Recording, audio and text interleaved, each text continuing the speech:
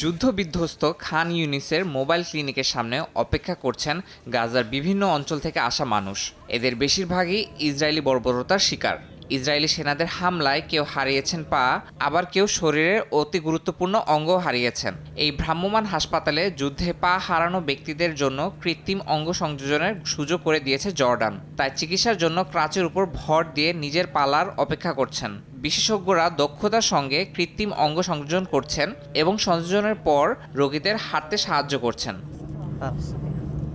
Israel ফিলিস্তিন যুদ্ধের কারণে দেহের অঙ্গ হারিয়েছেন অনেক গাজাবাসী। মূলত তাদের স্বাভাবিক জীবনে ফিরিয়ে আনার লক্ষ্যে জর্ডানের সেনাবাহিনীর বিশেষজ্ঞ দল প্রতিদিন 5 থেকে 10 জন আহত ব্যক্তির কৃত্রিম অঙ্গ সংযোজন করছেন। মাত্র 2 ঘন্টার মধ্যে অঙ্গ প্রতিস্থাপনের জটিল কাজটি দক্ষতার সঙ্গে সম্পন্ন করছেন চিকিৎসকরা।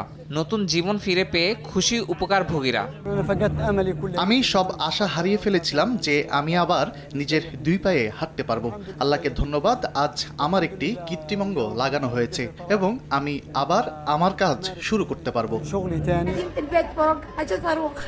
গাজার স্বাস্থ্য মন্ত্রণালয়ের তথ্য অনুযায়ী ইসরায়েল ফিলিস্তিন যুদ্ধে প্রায় 41,000 ফিলিস্তিনি নিহত হয়েছেন, যার মধ্যে প্রায় অর্ধেকই নারী ও শিশু। এছাড়া যুদ্ধের কারণে 14,000 ফিলিস্তিনি তাদের অঙ্গ হারিয়েছেন।